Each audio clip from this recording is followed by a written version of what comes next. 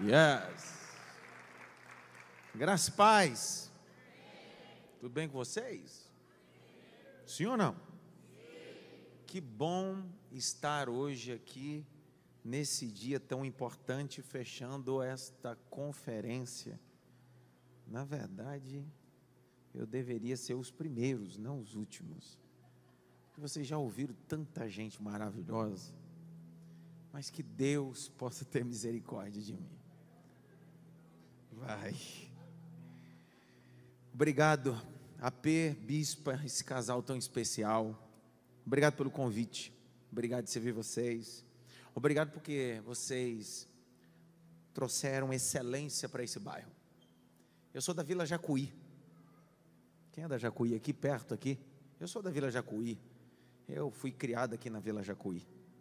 15, 16 anos da minha vida foi nessa região. Eu andava de bicicleta aqui no Morumbizinho. Aqui é meu território. Hoje Deus me levou para a Zona Norte, mas aqui continua sendo meu território. E que bom que chegou mais uma igreja relevante para abençoar essa região. E eu queria muito que vocês aplaudissem o nome de Jesus, por favor.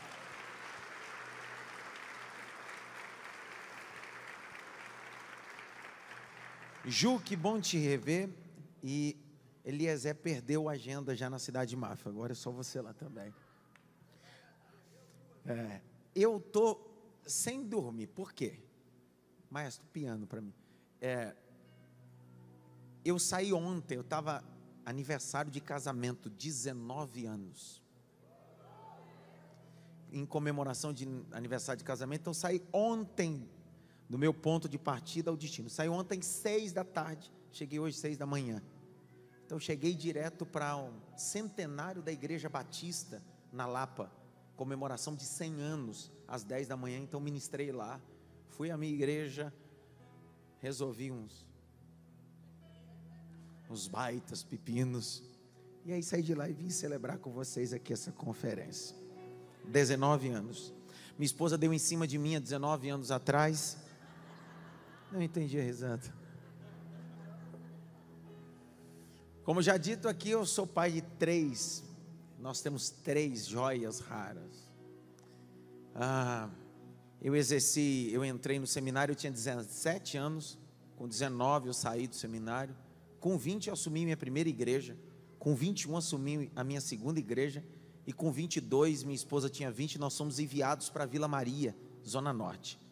E com 22 anos, hoje, esse ano, completou 17 anos que nós pastoreamos a mesma igreja que é a cidade de Mafra. Por que eu estou contando tudo isso? Porque alguém que carrega a sua história precisa valorizar a sua história. Se ninguém valorizar a sua história, valorize você, por isso chama a sua história. Não espere que ninguém valorize aquilo que você passou. Então valorize a sua história. Abra comigo Lucas capítulo 10. Lucas capítulo de número 10, versículo de número 25.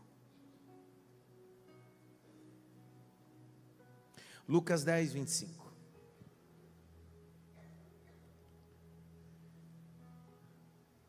Certa ocasião, um perito da lei levantou-se para pôr-se a Jesus à prova. Ele perguntou: mestre, o que farei para herdar a vida eterna? O que farei para herdar a vida eterna? Grite bem alto, doutor da lei. Mais alto, doutor da lei. Verso 26. Jesus olha para ele, ao invés de responder-lhe, Jesus faz-lhe 2 perguntas em cima da pergunta dele. Olha o texto. O que está escrito na lei? Respondeu Jesus. E como você interpreta? Então, número 1 é o que está escrito e como você interpreta essa lei. 27. Ele respondeu: amai o Senhor seu Deus com todo o teu coração, com toda a tua alma, com todas as tuas forças e com todo o seu entendimento. Ame o seu próximo como a você mesmo. 28. Jesus disse: cara, você é o cara mesmo. Você acertou. Respondeu corretamente. Yes. Faça isso e viverás. Faça isso e viverás. Verbo fazer. Grite bem alto. Fazer. Então grite bem alto: evangelho não é o que eu falo, é o que eu faço. Vai dar problema hoje, eu senti aqui agora. Vixe. Verso 29. Ele, porém, querendo o quê? Não, vamos lá. Ele querendo o quê? Quem se esconde atrás de um discurso de moralidade, mas tem dificuldade de praticar o que fala, acaba sempre auto se justificando daquilo que deixou de fazer. Vixe. Dá uma olhadinha pelo menos para 3. Eu não terminei ainda a leitura, mas dá uma olhadinha pelo menos para 3 assim. É o último período, vai apertar.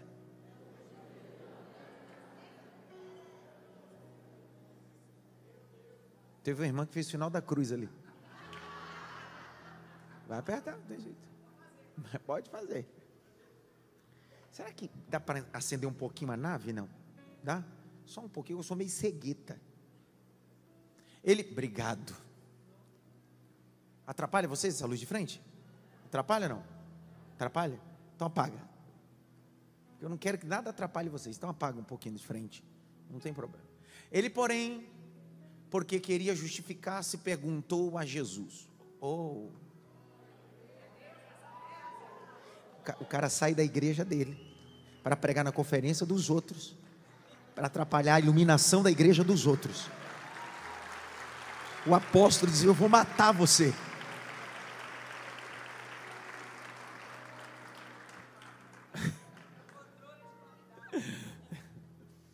Ele, porém, porque queria justificar-se, perguntou a Jesus: quem é o meu próximo? Vocês estão comigo ou não? Ele fez uma pergunta, Jesus fez 2 perguntas em cima da pergunta dele, ele respondeu certamente, agora ele faz outra pergunta. Esse texto é conhecido como texto de perguntas e respostas. Verso 30. Em resposta, Jesus disse: um homem descia de Jerusalém para Jericó, quando caiu na mão dos assaltantes. Esses lhe tiraram as roupas, espancando-o, e se foram, deixando quase morto. 31. Coincidentemente, um sacerdote descia por aquela estrada e, tendo visto o homem, passou pelo outro lado. De igual modo, também um levita, quando chegou àquele lugar, viu, passou ao outro lado. 33. Mas um samaritano.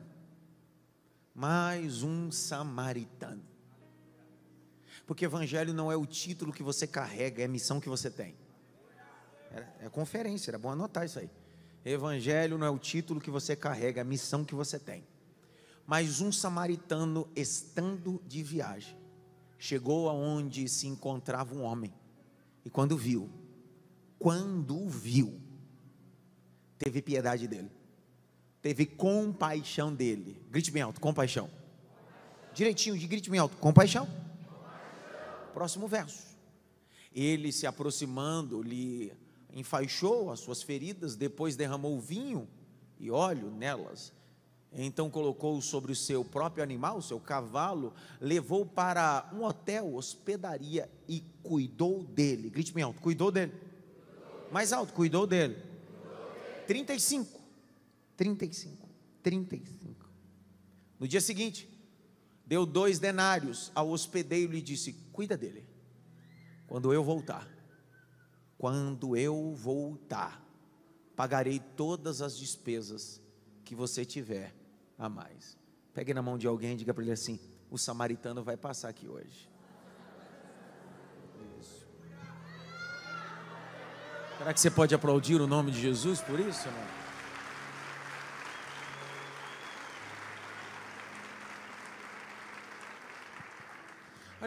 Olhe para cá, e eu queria repartir com vocês a exposição desse texto.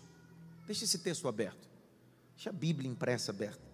Se você é alguém tecnológico, não tem problema, você pode deixar seu smartphone aberto no aplicativo da Bíblia, mas eu queria muito que você acompanhasse.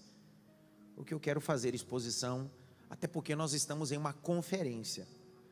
É conferir, não é inventar, é conferir o que já tem. A ideia não é trazer algo mirabolante, algo novo. Não. É conferir o que já existe. A Bíblia, como C.S. Lewis dizia, diz que é o poder para transformar, não poder para inventar, é poder para transformar. O texto que eu li com vocês é uma das parábolas mais sublimes de toda a Bíblia.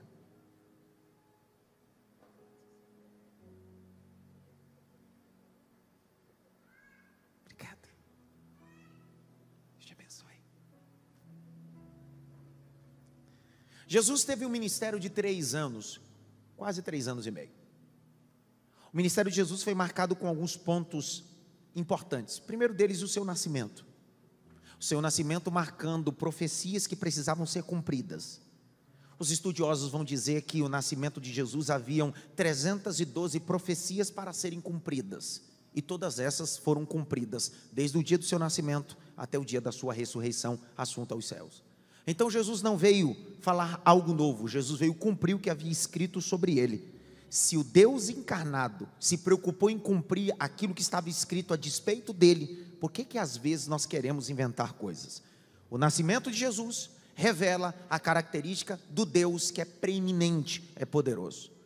Segunda etapa, depois do nascimento, é Jesus aparecendo ao seu período que nós chamamos de Bar Mitzvah. Bar, filho, Mitzvah, lei. Era um cerimonial judaico. Jesus vai aparecer não só num Bar Mitzvah, mas também em uma das festas judaicas, possivelmente uma Pessa ou uma festa de Sucote.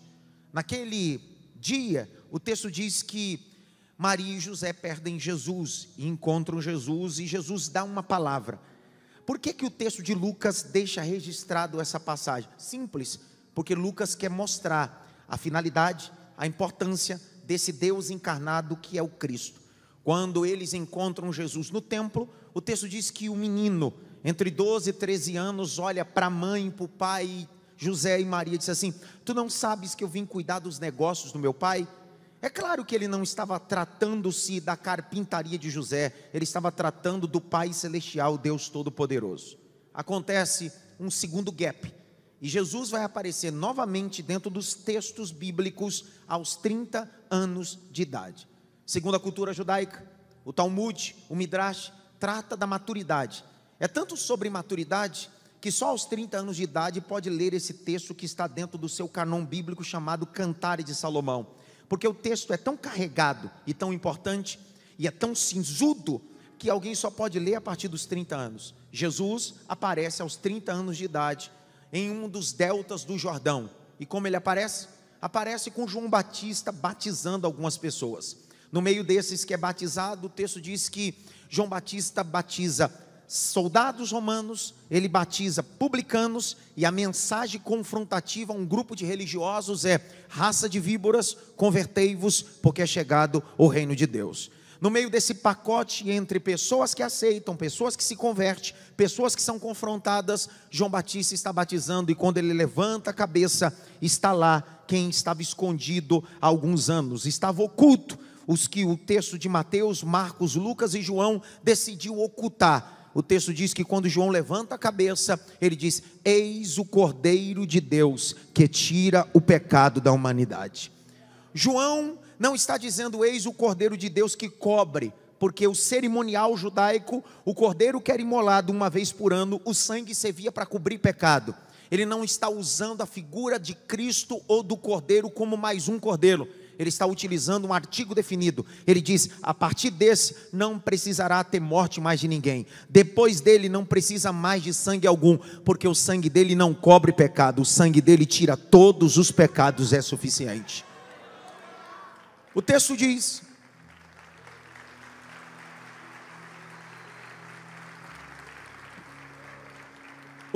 que quando Jesus aos 30 anos aparece ao Jordão, começa aquele diálogo impressionante. João quer se omitir da missão de não batizar. Eu não sou digno nem desatar as alpacas dos seus pés, etc, etc.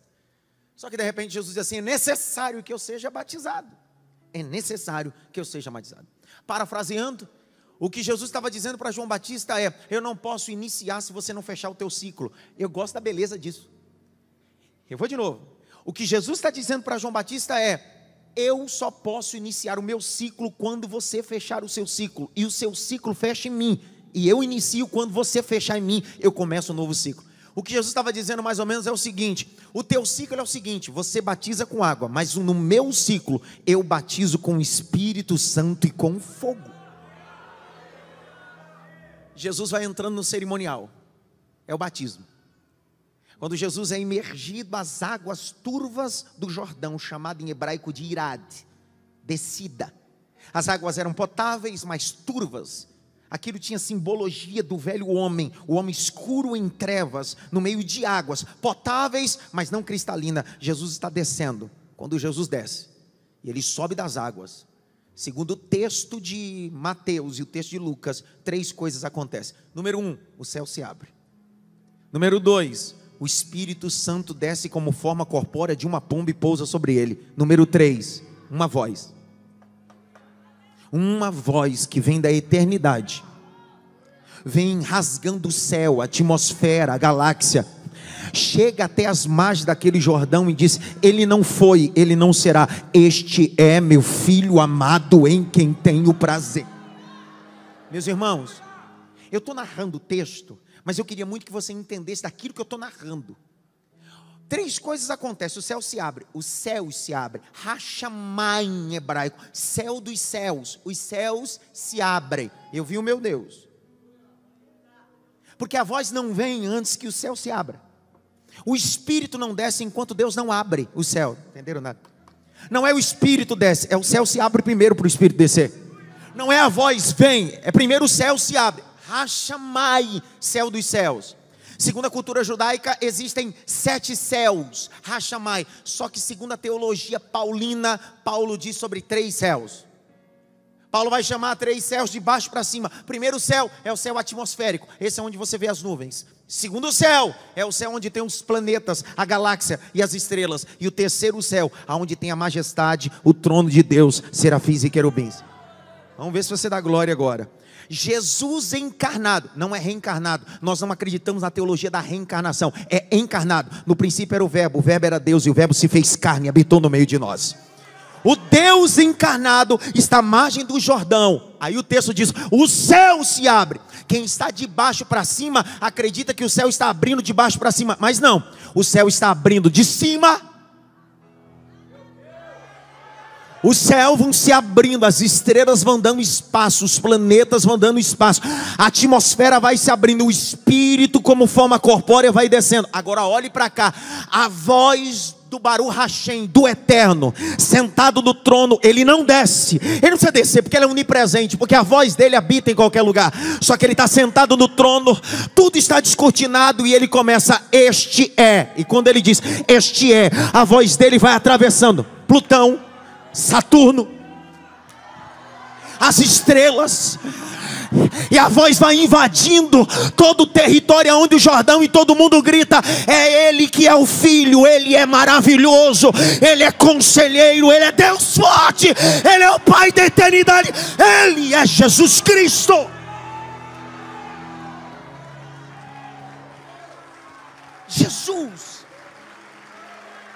Jesus.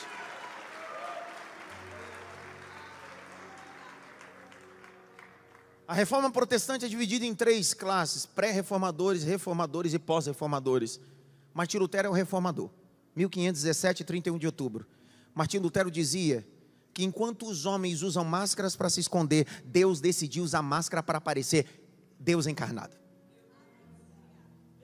Ele disse: se eu aparecer em minha plenitude de glória, ninguém aguenta, então eu vou usar máscara para aparecer. Por quê? Porque segundo João capítulo 4, Deus é Espírito, e se Deus é Espírito, não tem mão, não tem face, não tem olho, não tem boca. É o que nós chamamos de antropomorfismo, é dar características físicas a Deus. Então toda vez que no Velho Testamento você lê a mão de Deus, a boca de Deus, é uma linguagem corporal para que entendamos. Só que Jesus assume a forma corpórea. Entenderam nada? Colossenses 2:9 diz: nele quem? Jesus, habita corporalmente toda a divindade. Era para você ter dado glória, porque essa é a base do nosso cristianismo. Nele, Jesus, habita corporalmente toda a divindade. Ele não é maior, ele não é menor. O Espírito Santo, o Pai e o Filho é coigual e coeterno. São iguais, coeternos. Estão comigo, sim ou não? E eu termino. Termina ou não? Por que não? Você sabe que ensinador é igual cozinheiro. Cozinheiro só gosta de fazer comida para quem gosta de comer. Ensinador só gosta de ensinar para quem quer aprender.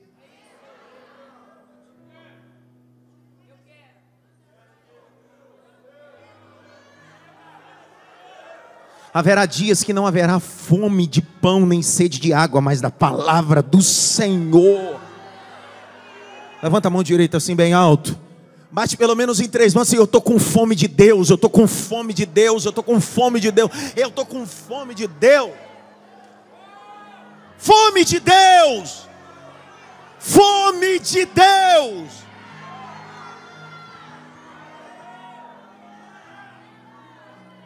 Cara, eu cresci na igreja, eu sou a 3ª geração de pastor na minha família. Eu casei virgem, nunca bebi, nunca fumei. Eu tenho 40 anos de idade, 22 anos de ministério, e eu continuo tendo a mesma fome de Deus quando eu fui para o seminário.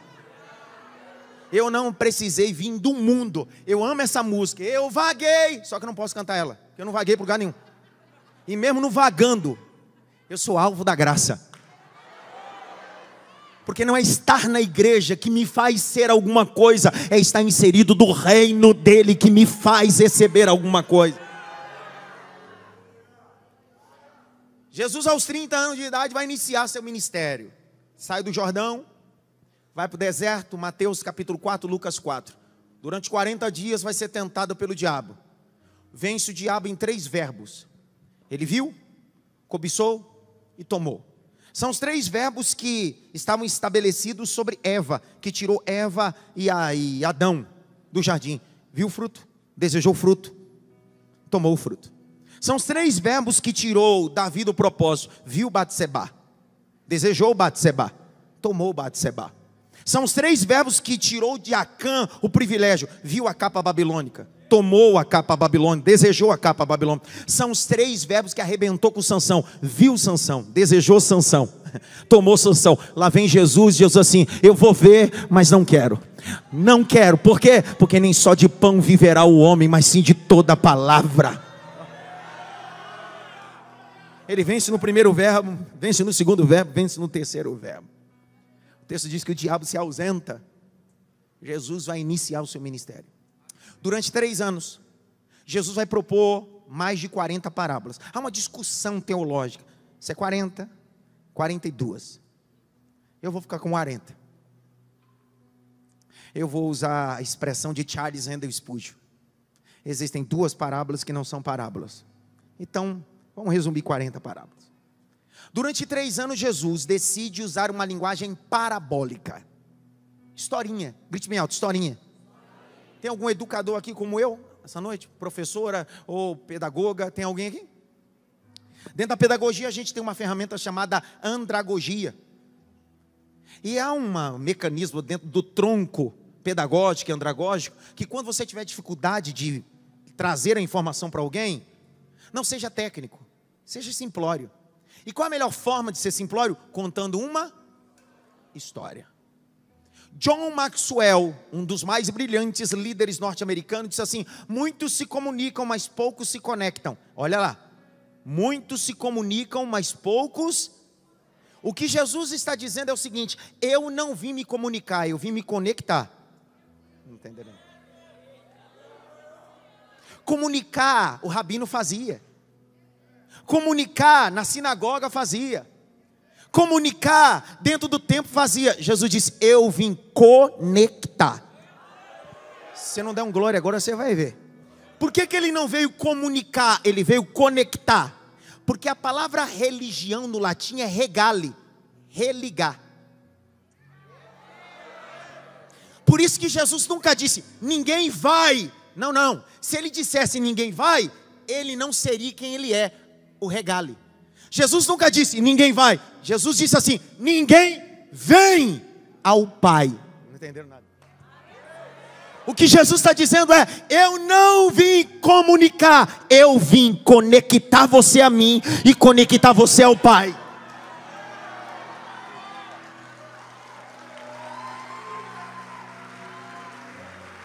Poxa. Eu nasci para ensinar o Evangelho de Jesus, cara. Ei, Jesus é a religião. Minha religião não é a minha denominação, minha religião é Jesus. Minha religião não é o meu grupinho, minha religião se chama. Por quê? Ele não veio comunicar, ele veio. Se eu falar uma loucura, você acredita ou não? Não, né? Então eu nem vou nem falar. Vai crer não? Porque eu gosto de falar para gente que crê, que vai na minha dimensão. Falar com gente que não crê nas coisas, dá licença, cara. O evangelho é para pessoa inteligente como você. Só que você precisa subir um nível, porque também a racionalidade é boa, mas tem um segundo degrau, a espiritualidade. E a espiritualidade é sair da racionalidade. O culto é racional, mas quando você entra para o ambiente espiritual, nada se explica. 1 mais 2 é 10. Grite bem alto. Religar. Abra a boca para falar. Poxa, diga, religar.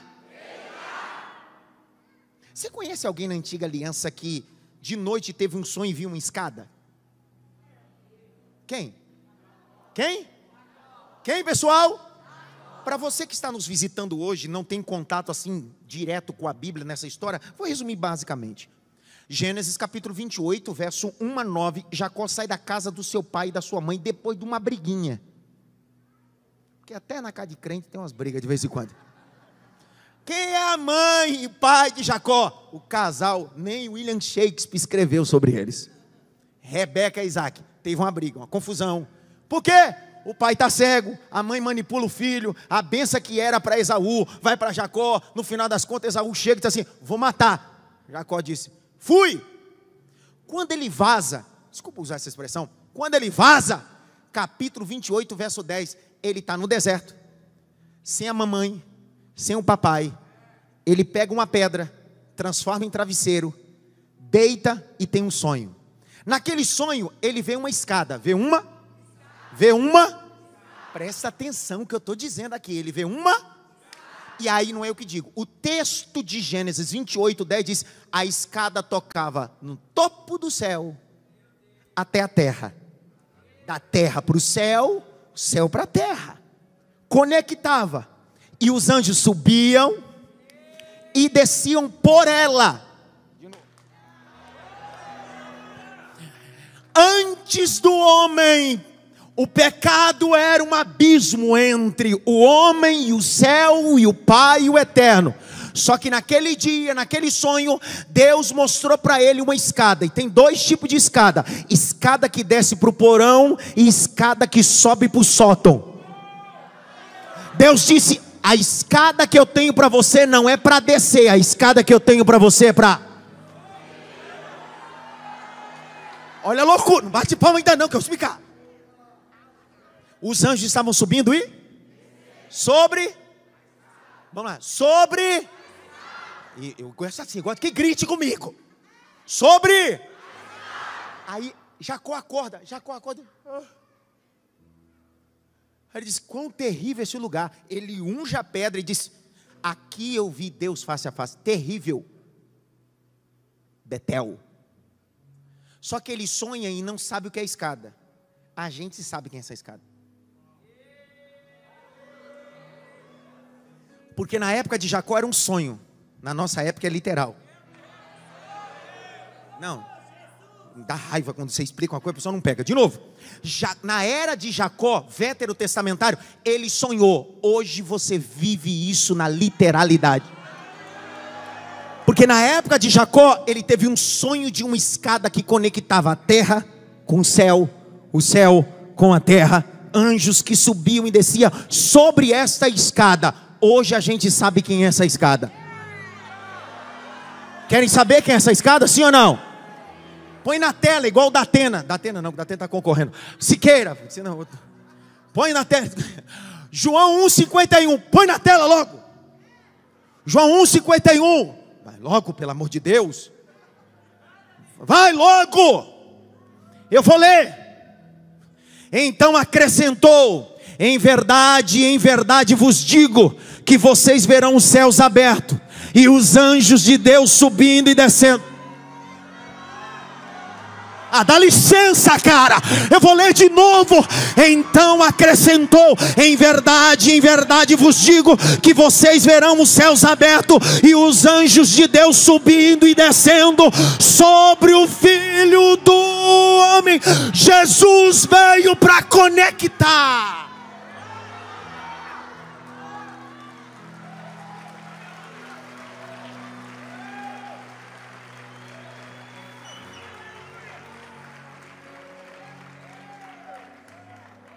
Jacó sonhou, a gente vive.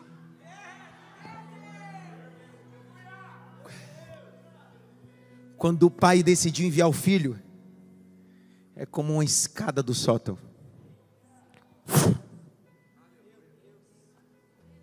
Aí quando ele disse: ninguém vem, faz todo sentido agora, né? Faz todo sentido ou não agora? Ele diz: cara, não tem outra escada, não tem outro caminho. Aí ele diz assim, ó: e quando você entrar por aqui, quando chegar lá, diz que tudo é em meu nome, que você tem acesso. Aí antes de Jesus ir, ele disse assim: lá em cima você usa o meu nome, e aqui embaixo, se tiver algum problema, usa também o meu nome. Em meu nome expulsarão demônios, em meu nome colocarão a mão sobre os enfermos. Estou liberando essa palavra. O nome de Jesus é suficiente.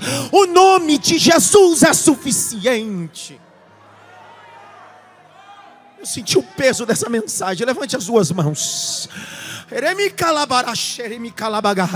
Cadê um baterista para pregar comigo? Levante as duas mãos para o alto. Eu senti o peso da mensagem. Assim diz o Senhor: este domingo há uma escada de salvação sendo aberta na sua casa. Há uma escada de livramento sendo aberta na sua casa. Assim diz o Senhor. Pega esta palavra.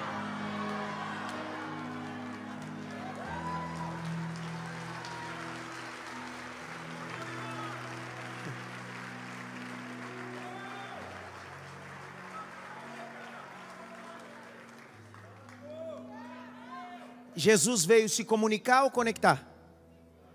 Vamos lá? Comunicar ou conectar? Então o papel dele não é comunicar, porque comunicar já tinha muitos comunicadores. Ele veio porque ele é o quê? Ele é escada. E como é que ele utiliza isso? Através de historinhas. Histórias. Dá para imaginar Jesus falando para ouvintes carnais um assunto espiritual? Não, pessoal, Jesus vai falar de coisas espirituais a ouvintes carnais na época dele. Vão entender, sim ou não? Sim ou não? Não. Veio todo mundo, cara. Eu pedi batera, veio todo mundo. Eu tenho vontade até de cantar agora, cara. Deixa eu contar uma coisa para vocês. Quando eu fui enviado para Vila Maria, eu tinha 22 anos de idade. Dos 22 até os primeiros 5 anos da igreja, com 27, a igreja não crescia, cara. Era luta, era guerra. Ao invés de crescer, as pessoas iam embora. Por quê? Porque eu cantava e pregava. Um dia eu parei de cantar e só preguei. As pessoas começaram a aceitar Jesus. Eu descobri ao longo do tempo ministerial que cada um fique na vocação que foi chamado. Para de atrapalhar a obra. Calma, calma. Continua. Jesus não veio informar. Jesus veio se conectar. Usando linguagem de historinhas. Essa aqui é uma historinha. Parábola. O que é a linguagem parabólica? Segundo Charles Handel Spurgeon, Jesus pegava as coisas do cotidiano, comparava com as coisas espirituais para facilitar os ouvintes. Dá para imaginar Jesus dizendo assim, ó: eis que os anjos são assim. Alguém diz: hã? Paulo diz bem assim: eu conheci um homem, não sei se fora do corpo ou no corpo, que subiu ao terceiro céu e viu o quê? Coisas inefáveis. O que é inefável? Não dá para. Imagina Jesus falando assim: olha, então o reino de Deus é assim. Alguém diz assim: eu não estou entendendo. O que Jesus faz? Ele pega uma toalha. Ele diz: o reino de Deus é como essa toalha. Ele começa a fazer comparações didáticas, pedagógicas e andragógicas. Isso alcança não só os intelectuais, os leigos. Porque o que Jesus estava dizendo é: o evangelho não é gourmetizado, elitizado. O evangelho precisa alcançar todos. Deu vontade de falar uma coisa, mas não posso. Você já ouviu algumas pessoas se comunicando sobre o reino de Deus, que quando acaba a mensagem você diz: uau, que oratória, uau. O que você aprendeu? Nada, mas o que o cara fala bem, fala. Eu não estou dizendo sobre o poder da oratória, não falar bem. O problema é que a gente se preocupa tanto com o tronco da oratória, que esquece de se conectar. Você sabe por que Napoleão Bonaparte se tornou grande conquistador? Porque ele se conectava com os seus soldados. Você sabe por que Alexandre o Grande, 300 anos antes de Cristo, conquistou o mundo todo com menos de 30 anos de idade? Porque ele não comunicava, ele se conectava. E quando você se conecta, quem se conecta a você dá a vida pela causa. Aí você entende porque um diácono está sendo apedrejado e está dizendo bem assim: manda pedrada, porque eu me conectei a ele e ele se conectou a mim. Não vivo eu, mas Cristo vive em mim. Toda pessoa que apostatou da fé é alguém que foi informado sobre o reino, nunca se conectou ao reino. Pergunta a mim, por quê? Porque o amor tudo suporta, tudo crê. Se eu estivesse conectado nele, eu posso errar, mas não sucumbo, porque eu sei que a graça dele me envolve. Vamos caminhando para o final, porque se deixar eu falo à noite, eu falo demais, pelo amor de Deus.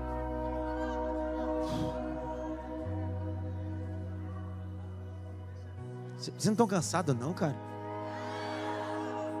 A irmã está aqui, cara, eu não aguento mais, pastor, já ouvi tanto hoje. Eu não estou nem codificando mais, pastor. Olha para aí.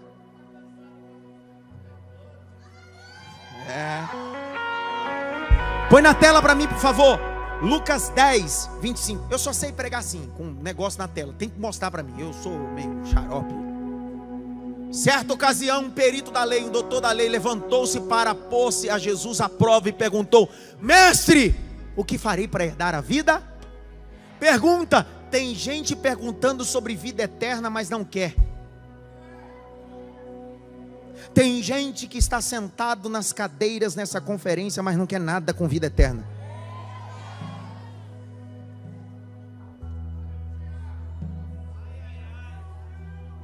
Vai dar problema, eu sei que senti que não vai me chamar mais para essas conferências.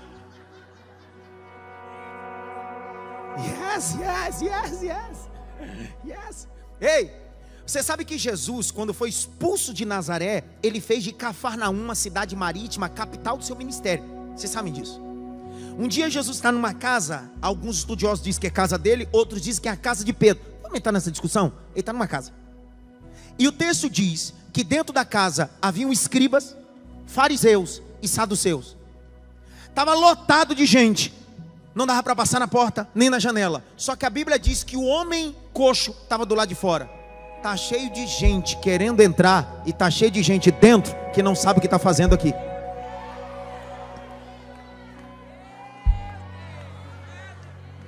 Ixi.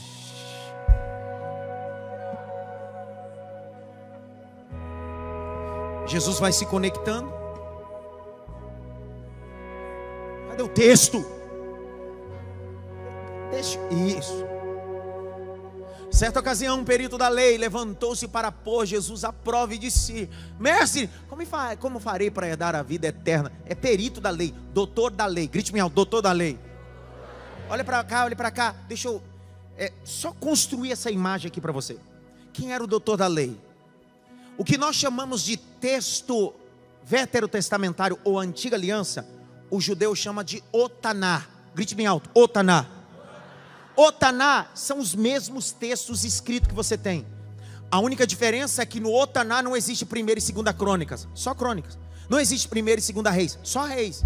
Não existe 1ª e 2ª Samuel, só Samuel. Os textos são iguais, só que são divididos em 3 blocos. Quantos blocos? Primeiro bloco, lei. E o que é a lei? Chamada popularmente da Torá. Os primeiros 5 livros da Bíblia, chamado de Pentateuco. O autor? Moisés.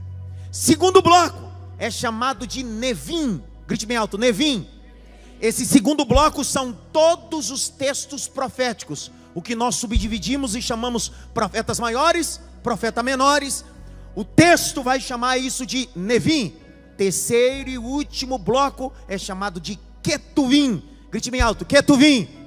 O que é o terceiro grupo? O que nós chamamos de Salmos, Provérbios, Cantares, Eclesiastes. Agora olhe para esse texto. Percebeu que esse doutor da lei é doutor só do Pentateuco? Ele não sabe nada de profético e não entende nada de cântico, só entende de lei. Só que o choque está aí.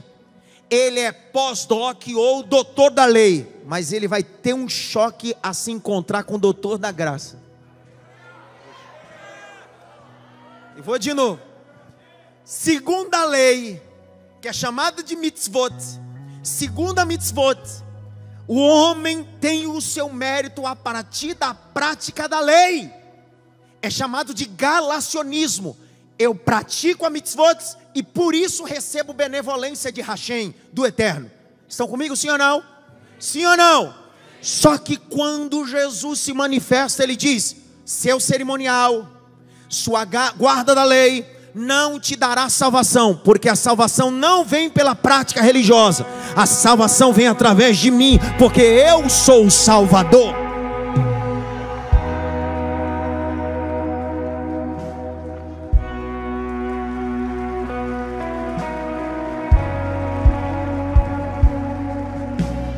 Grite bem alto, lei. Fala alto, lei. Graça. Não é desgraça, é graça. Porque tem gente confundindo graça com desgraça. Graça não é permissão para pecar, é consciência de não fazer. Quer uma explicação rápida sobre lei e graça? Quer ou não? Fala, quer ou não quer? Quem aqui já passou o farol vermelho? Confessa logo, se dá tempo de ir para o céu ainda. Quem aqui passou o farol vermelho? 2? Passou em 2. Quase. Foi mais. Estava esverdeando. Vai nessa. Esverdeando é ótima. Posso fazer uma pergunta, sim ou não? Estamos na ZL. A maioria dos faróis aqui na nossa região não tem radar. A maioria deles não tem radar. Principalmente dentro dos nossos bairros aqui. Imperador, Aguiaia. Não tem radar. Não tem radar no farol. É só o farol. Se você sai atrasado de casa e o farol fecha,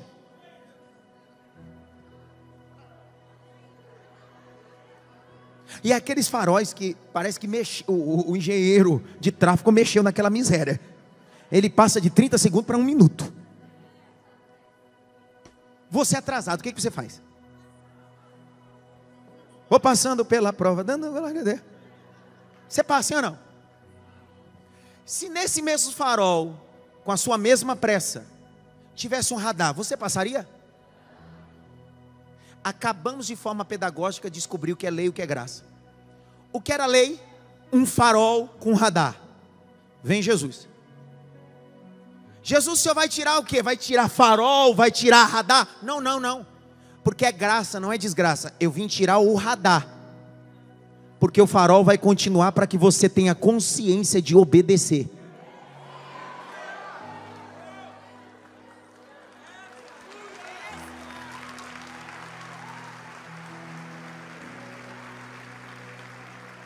Vai fazer sentido agora, olha só. Olha que vai fazer sentido. Jesus está na areia, escrevendo na areia. Dá glória agora, escrevendo na areia. Chega um grupo de homens que estão usando a lei, farol com radar, e dizem: essa desgraçada, bandida, foi pega no farol e no radar da vida. Tiraram foto, foi pega em adultério. Tem tem que ser apedrejado até a morte. A mitzvot diz isso. Jesus olhou e disse: estou escrevendo. Aí Jesus disse assim: eu não vim tirar farol nenhum, eu vim tirar só o radar. Aí ele está escrevendo na areia, e aí ele tira do farol o radar e diz assim: mete bronca, dando a pedrada. Só que ele abre um parênteses assim: aquele que nunca furou o sinal, atire a primeira pedra. Vou lá. Aonde abundou o pecado, superabundou. Será que tem alguém aqui? Graça!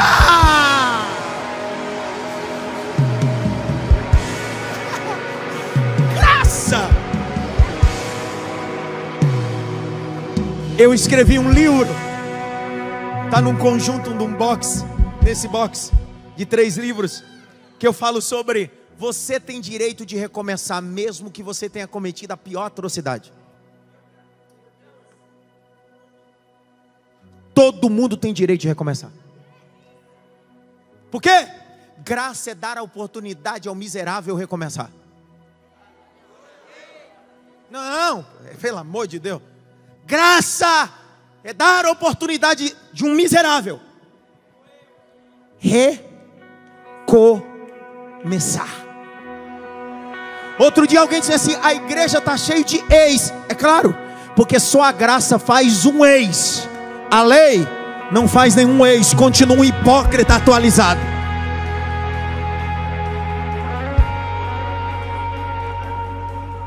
E eu vou terminando. 26.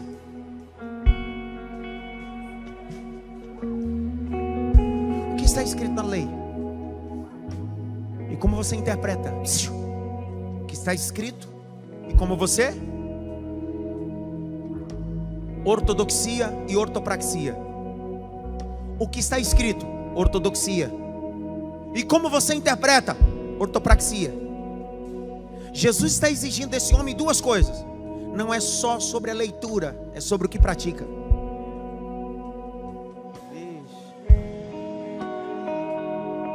Ortodoxia é conhecer o assunto com propriedade.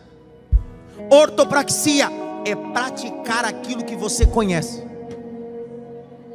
O que é evangelho? Não é só te dar a capacidade de conhecer o assunto, mas de praticar o assunto. As pessoas estão cansadas de nos ouvir sobre amor. O que as pessoas querem ver é você amando. As pessoas, eu vou falar. As pessoas estão cansadas de você cantar sobre perdão. As pessoas querem que você perdoe, porque cantar é fácil, difícil é praticar o que você canta. Ortodoxia, ortopraxia. Vê um copo descartável para mim. 2.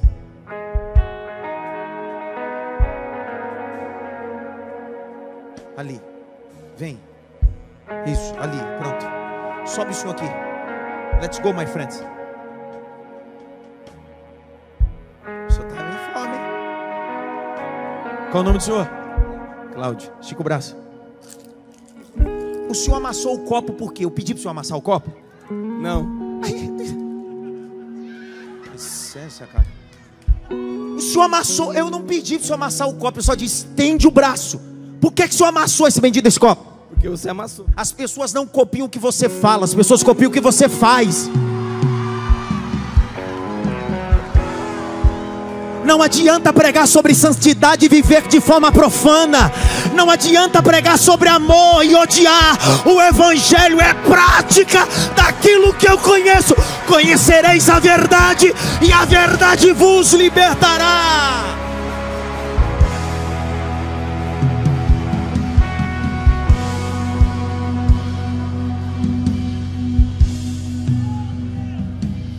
Desculpa.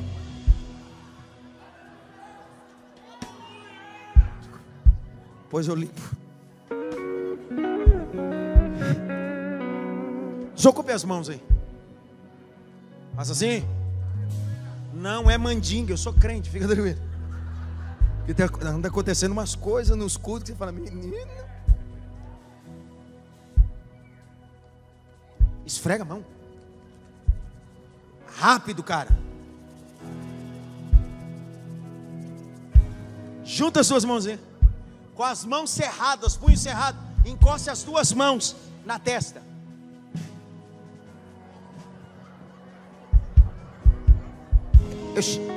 Não sabe de a testa, não, é? Ei! Põe na testa, cara! Eu te confundi, sim ou não? Assim é quando você fala uma coisa e vive outra. Ao invés de ajudar, você atrapalha. Por isso que era melhor não falar, é só viver. Porque a maior pregação que você carrega não é o que você canta, nem o que você fala, mas o que você vive. Por isso que o apóstolo, você não der glória, por isso que o apóstolo Paulo diz: não vivo eu. Vou de novo, não vivo eu, mas Cristo vive em mim.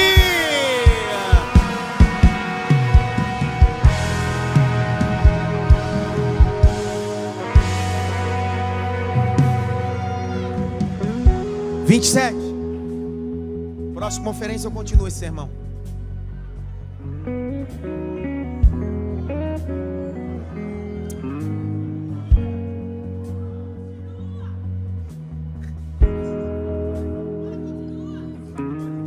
Glória, glória, glória.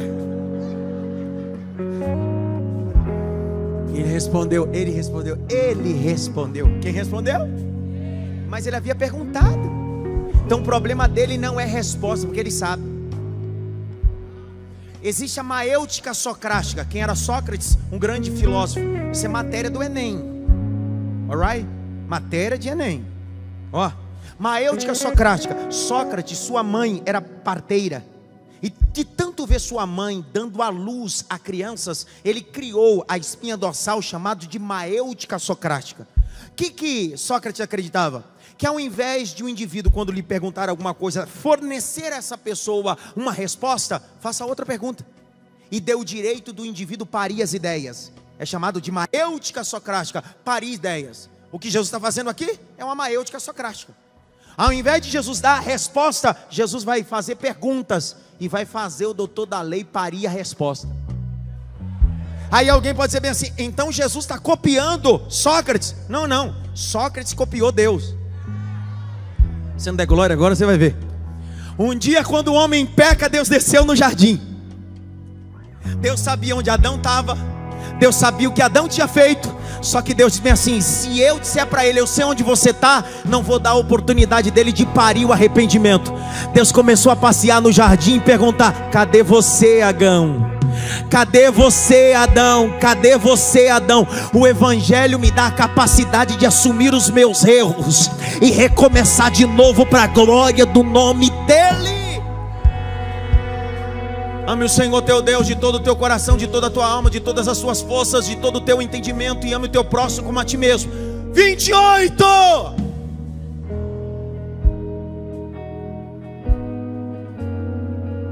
Jesus disse: continue assim, amostradinho.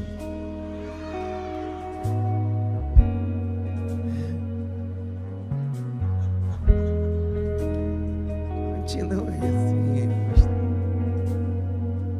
Você respondeu? Então, verbo fazer. Então o problema dele nunca foi responder. Qual era o problema dele? Finalizo essa nossa conferência gloriosa depois de ouvir tantas pessoas maravilhosas e poções. Termino selando essa conferência dizendo: o seu problema agora não é informação.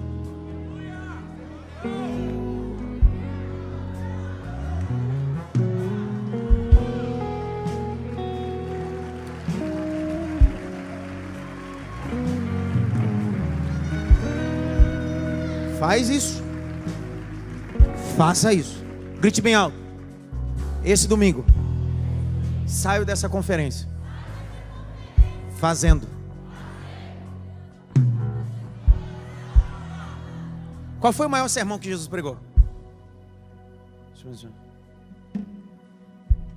Hello? Maior sermão de Jesus.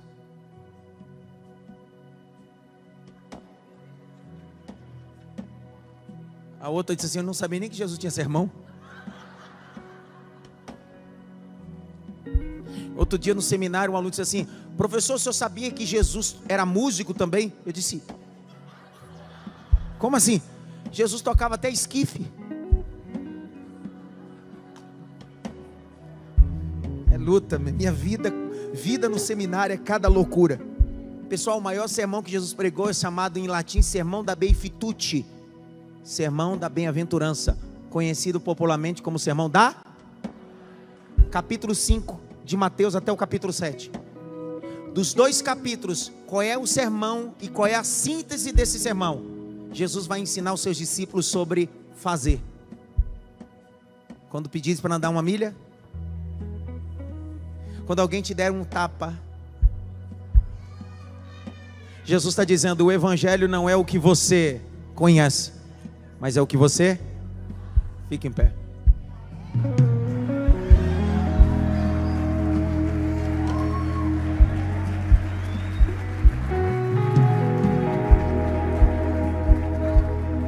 Vem, Ju.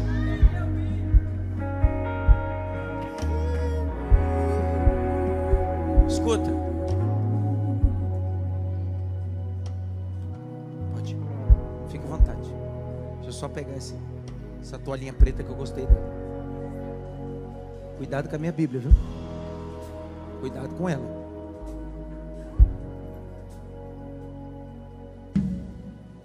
No começo do ano eu fui ministrar em uma conferência em Toronto, Canadá, junto com a minha família. Foi pela 3ª vez. Só que todas as vezes que eu fui a Toronto, eu fui sempre em um clima às vezes ameno, não extremamente frio. Até nessa ocasião eu estava indo para os Estados Unidos e eu estava chegando em Toronto. E me levaram pela 3ª vez em Niagara Falls. Niagara Falls é o local do barril dos desenhos, do Pica-Pau. Faz divisa entre os Estados Unidos e Canadá. Só que estava quase 25 abaixo de zero. Menino, 25 abaixo de zero. Eu quase fiz igual a irmã, quase fiz o sinal da cruz lá. Mas estava feio. Eu já não estava sentindo os dedos. Nós entramos num café, pastora Josi, pastor Max, estava dizendo: pastor, o senhor sabia que a única forma de vencer o frio dentro de uma hipotermia é quando você cola corpo com corpo, pessoa com pessoa? Dinheiro com pessoa não aquece, mas pessoa com pessoa aquece.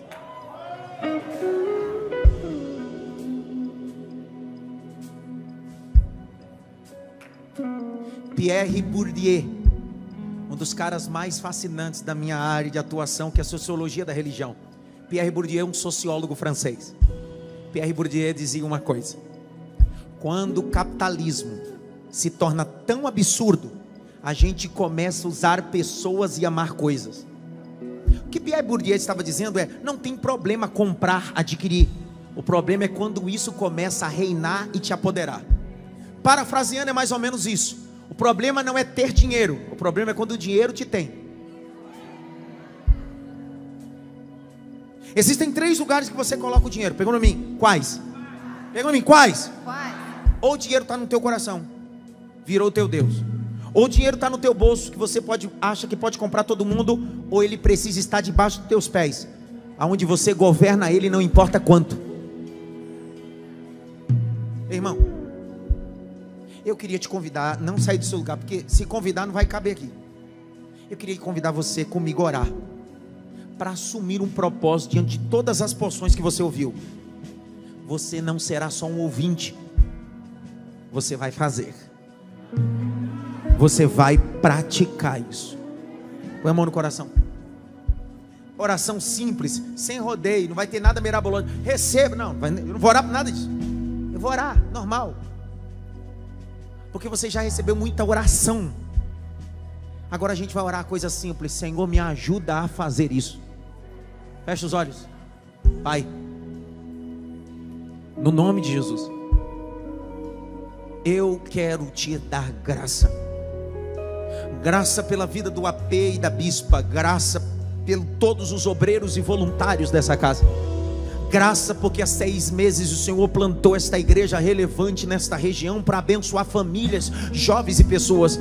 É tão importante essa igreja porque está no bairro, está no metro quadrado da universidade mais importante desse bairro. É o foco onde essa igreja vai alcançar universitários, famílias, é o futuro do amanhã. Por isso, Senhor, eu quero abençoar esta igreja, pedir ao Senhor, meu Cristo, que o Senhor faça essa igreja crescer, não inchar, crescer para a direita, para a esquerda, para trás e para frente, que essa igreja possa crescer tão violentamente, que todas as pessoas que chegarem nesses cultos aqui, não importa qual seja o tema do culto, não importa qual seja a quantidade, toda pessoa que entrar aqui verá uma escada da terra para o céu, do céu para a terra, e vai contemplar Jesus Cristo está neste lugar, e Ele é o foco principal. Senhor, eu abençoo este pai, eu abençoo esta mãe, eu abençoo este homem,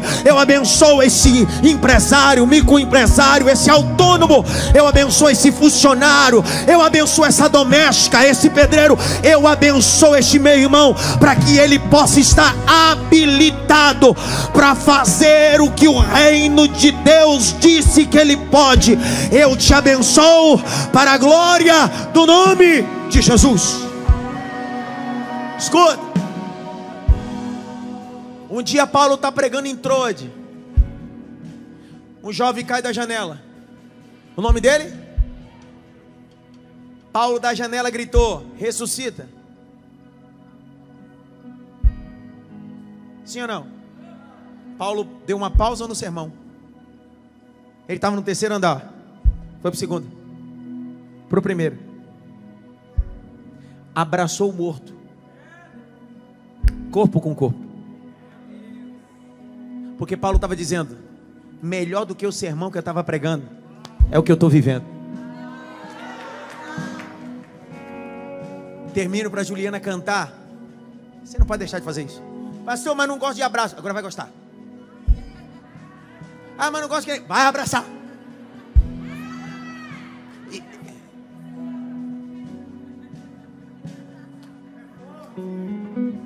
E não vem com aquele abraço miguezinho pelo lado, não. Não quero. Os psicólogos dizem que o melhor abraço é aquele que bate coração com coração, libera até o hormônio da alegria. Juliana, cadê Juliana? Liga aqui, Ju. Está preparada para cantar? Yes. Você vai dar um abraço pelo menos em 3 e dizer para ele bem assim: você vai deixar de falar e vai começar a fazer. Não abraça ainda não. O que você vai falar?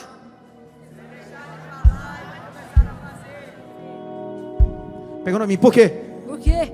Porque Jesus não disse para você lavar os pés, Ele ensinou você a lavar pés. Jesus nunca exigiu nada sem antes tenha feito. Faça isso, pelo menos em 3.